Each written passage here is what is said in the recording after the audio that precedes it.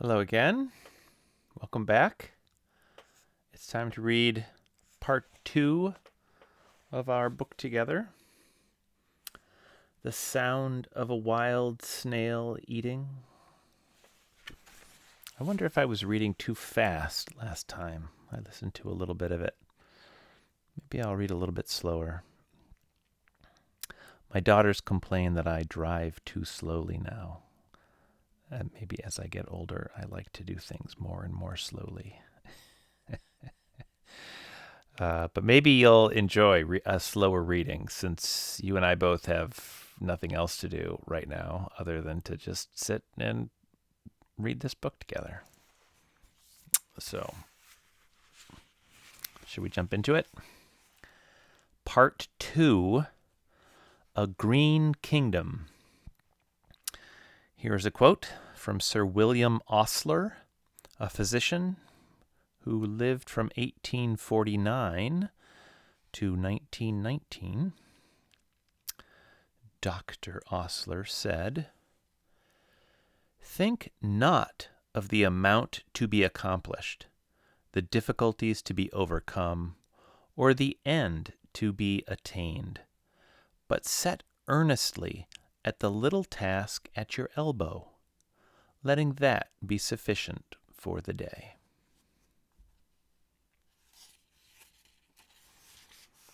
And we begin with chapter 4, and another quote, of course. This one by Elizabeth Bishop from the book Giant Snail, 1969. "I have set myself a goal, a certain rock, but it may well be dawn before I get there. If and when I reach the rock, I shall go into a certain crack there for the night."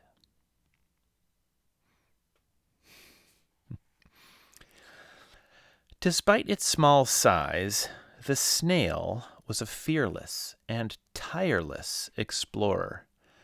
Maybe it was searching for a trail back to its original woods, or hoping to find better fare. Instinctively, it knew its limits, how far it could travel during the night and still return home in the morning. On the crate's dry surface, the pot of violets was an oasis, offering water, food, and shelter.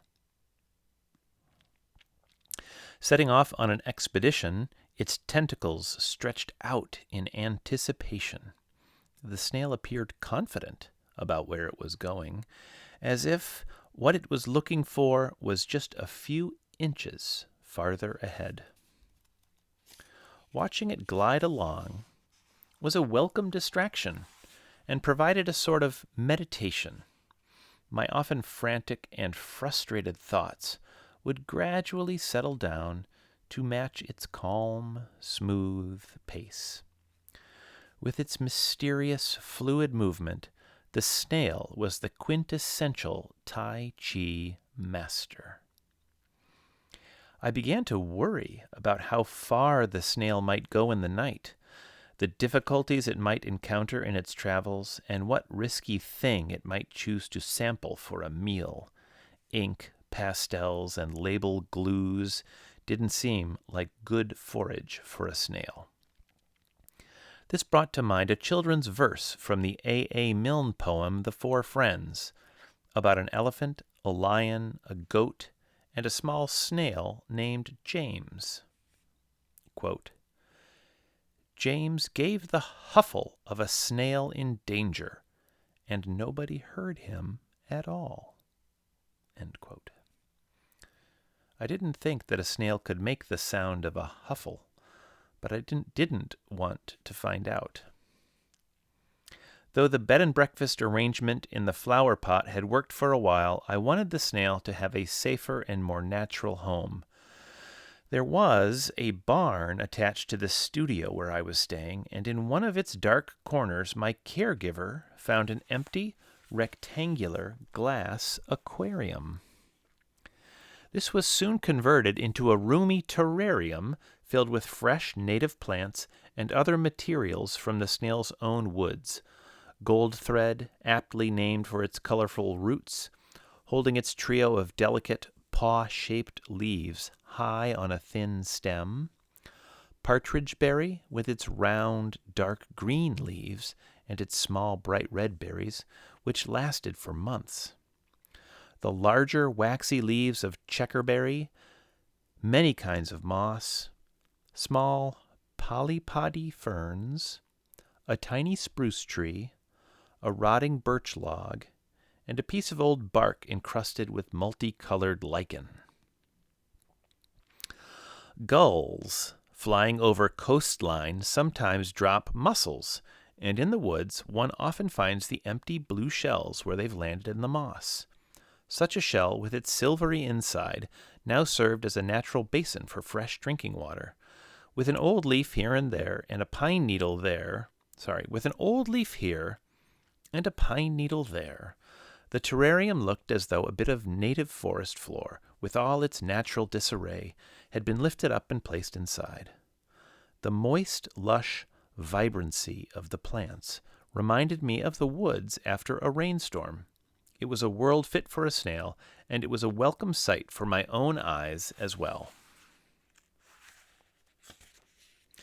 Within movements of moving into this rich kingdom, the snail came part way out of its shell.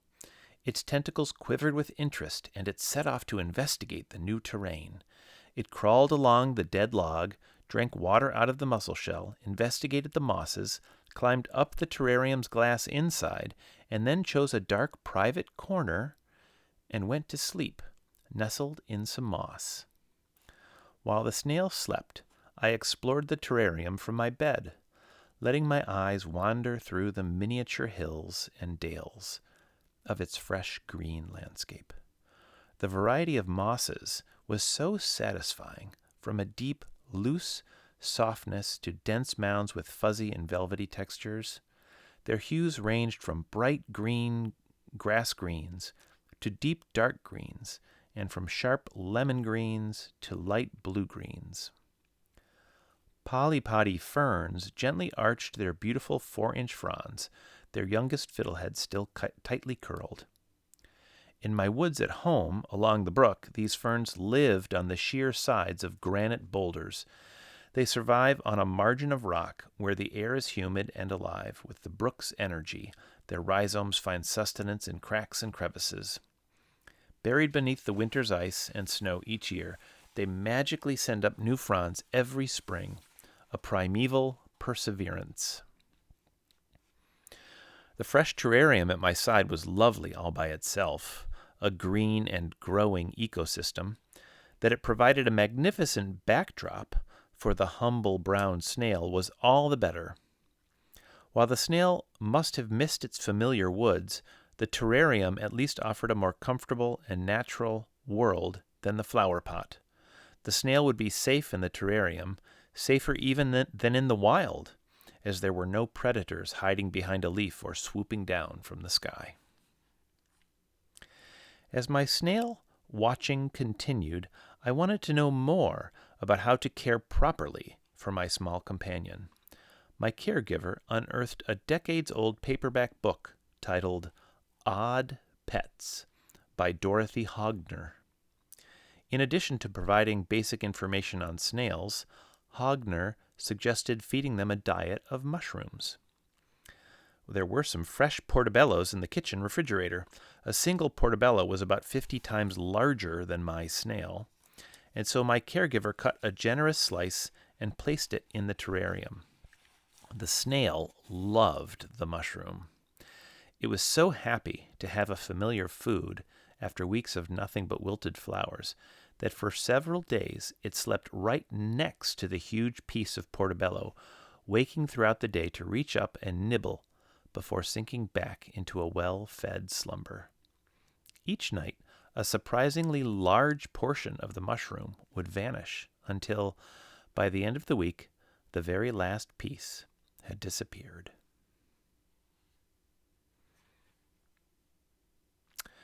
And now on to Chapter 5, Life in a Microcosm. And here we have another quote from Rainer Maria Rilke, 1903, from Letters to a Young Poet, from 1927. Excuse me while I drink some tea. Here it is. Everything in the world of things and animals is still filled with happening, which you can take part in.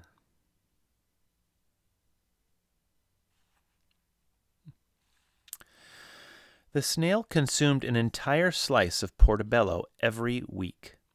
As I watched it eat, I noticed that it nodded its head gently up and down. Did this mean that it approved of its dinner? When I examined what remained of the mushroom after it had dined, I could see a pattern of fresh teeth marks, very fine little vertical striations, as if made by a tiny comb.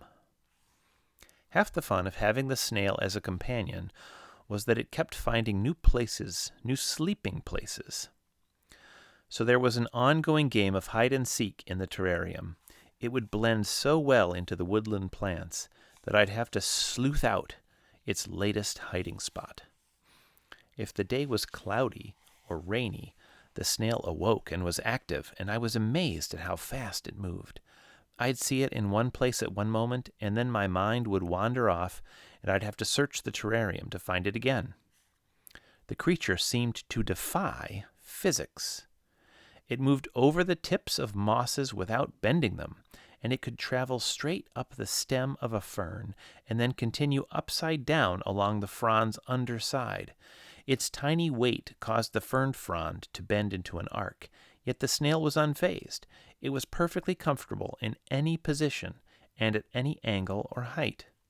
Its balance, too, was impeccable. It would perch on the very edge of the mussel shell, and from this precarious position reach casually across open space to eat some of the mushroom without falling or spilling water from the shell. No challenge was too great. If the snail came to an obstacle, such as a branch, it made a brief inspection and then simply climbed up and over, rather than taking a longer route around. Each morning, the terrarium glistened with the silvery trails of its nighttime travels. I was fond of the elegant way the snail waved its tentacles as it moved serenely along, and I loved to watch it drink water from the mussel shell. Several times I was lucky enough to see it grooming. It arched its neck over the curved edge of its own shell and cleaned the rim carefully with its mouth, like a cat licking fur on the back of its neck. Usually the snail slept on its side, and at these times the striae, perpendicular to the spiraling whorls of its shell, reminded me of the pattern of stripes on my old tiger cat, Zephyr, when he would curl into a nap. Though holding and reading a book for any length of time involved levels of strength and concentration that were beyond me, watching the snail was completely relaxing. I observed without thinking, looking into the terrarium simply to feel connected to another creature, another life was being lived just a few inches away. While the snail and I each had our routines, we also both appreciated adventures. When a visiting friend or relative brought something to add to the terrarium, the snail was always intrigued. Whether it was a half-rotten, lichen-covered branch, a piece of birch bark, a clump of moss of a different species, or perhaps a leaf of lettuce, or a slice of cucumber, the snail received the gift with tentacles a-quiver. After conducting a careful and thorough examination, it then tasted anything that might be edible. My own adventures were more challenging. After weeks of never leaving the bed in the room where I stayed, a trip to a doctor's appointment was a monumental undertaking. I traveled horizontally in the car, and given the physical stillness of my usual daily existence, it was astonishing to see the treetops rushing past overhead at what seemed like a furious speed. Wheeled into the doctor's reception room, I'd find myself surrounded by quietly waiting patients. We had each journeyed to this office from our own distant planet of illness. Though strangers, we became instant, silent companions. We were here for the same purpose, to describe our alien experience to the doctor in hope of survival advice. The chance to be with other patients brought a catch to my throat. Despite our individual ailments, we shared the burden of illness. Yet even here my participation was limited. I was too weak to sit upright for more than a few minutes. As quickly as possible, I'd be taken straight back to an examination room so that I could wait lying down. Though I could recline in the back of a car for these occasional outings, there were few other accessible destinations. Offices, stores, galleries, libraries, and movie theaters are not designed for horizontal people. The most satisfying adventure was when my driver had errands to run and I could lie in the back of the car in a parking lot and watch my own species bustle about its business. This brought a sense of connection and contentment, yet was a striking reminder of how entirely cut off I was from the most basic activities of life. That's the end of chapter 5. How are you doing? Shall we read another chapter? I think we've got one more to go until the end of part 2. Yep. All right, here's chapter 6, Time and Territory. A quote from Emily Dickinson in a letter to Charles H. Clark, dated April 1886. Here it is. The velocity of the ill, however, is like that of the snail.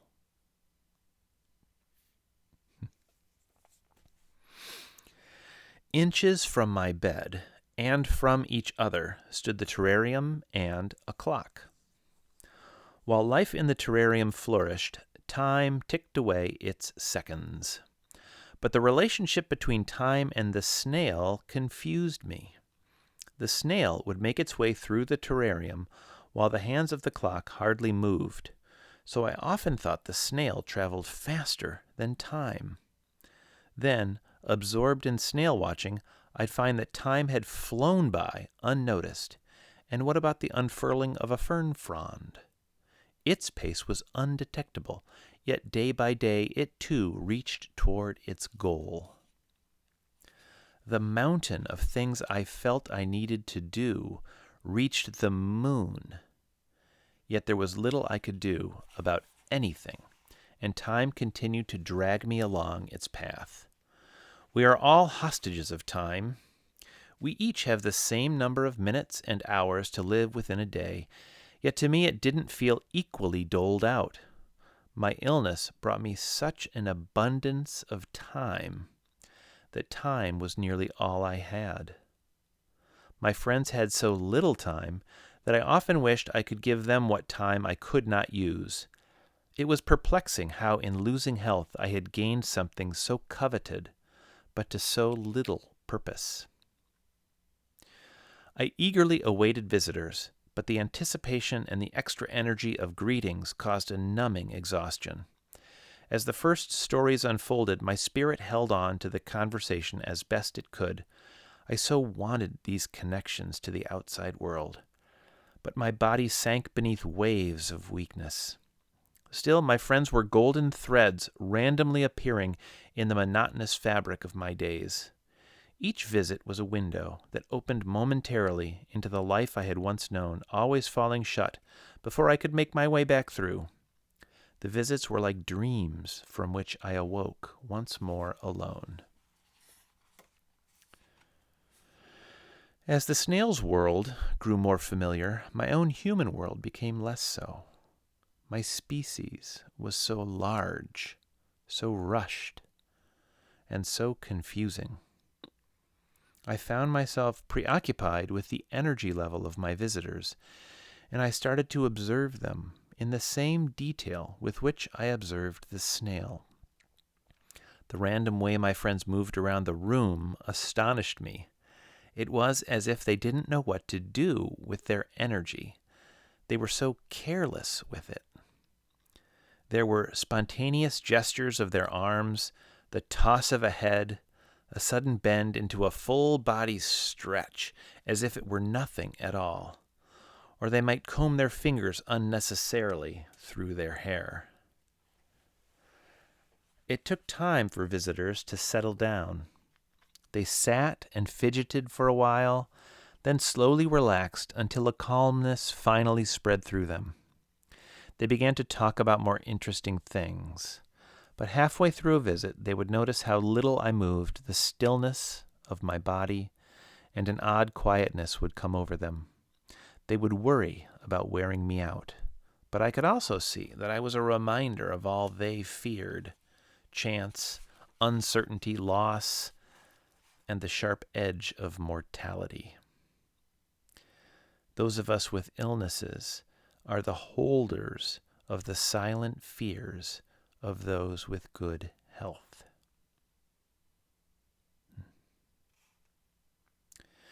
Eventually, discomfort moved through my visitors, nudging a hand into motion, a foot into tapping. The more apparent my own lack of movement, the greater their need to move. Their energy would turn into restlessness, propelling their bodies into action with a flinging of the arms or a walk around the room. A body is not meant to be still. Soon my visitors were off.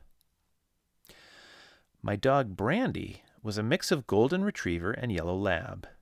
Even at 8 years of age, her energy was extreme compared to my own. It was incredible that I too had once moved through life with such exuberance, with her at my side. From my bed, I could give her scraps from my dinner and manage a few strokes of her soft ears. I loved her so, and her intense longing for more made me ache to leap from bed, fling open the door to the outside world, and escape, the two of us heading once again deep into the wild woods. Whereas the energy of my human visitors wore me out, the snail inspired me. Its curiosity and grace pulled me further into its peaceful and solitary world. Watching it go about its life in the small ecosystem of the terrarium put me at ease. I began to think about naming the snail, as it was an individual with its own unique character traits. I had learned in the book Odd Pets that snails are hermaphrodites, which narrowed the options. But a human name didn't seem to fit.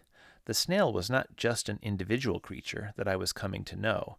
It was introducing me in spirit to its entire line of gastropod ancestors, which I guessed reached far back in time. Looking into the terrarium was like entering that ancient era. From my recumbent bedside view, the ferns and mosses appeared as miniature forests and fields. And as I watched the snail go about its life, it seemed as if it lived in a timeless world without change. I liked the sound of the word snail every time I said it. The word was as small and simple as the creature itself. It is a word from Old English, with an earlier derivation from the German Schnecke for snail, spiral, or spiral-shaped yeast bun.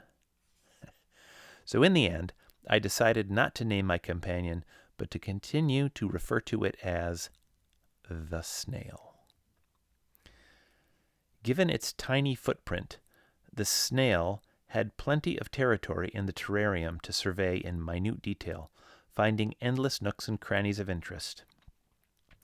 I, on the other hand, rarely moved beyond the familiar section of my sheets. Occasionally, when the snail slept, and an urgent need for change, no matter the cost, swept through me, I would slowly roll from right side over to my left side. This simple act caused my heart to beat wildly and erratically, but the reward was a whole new vista.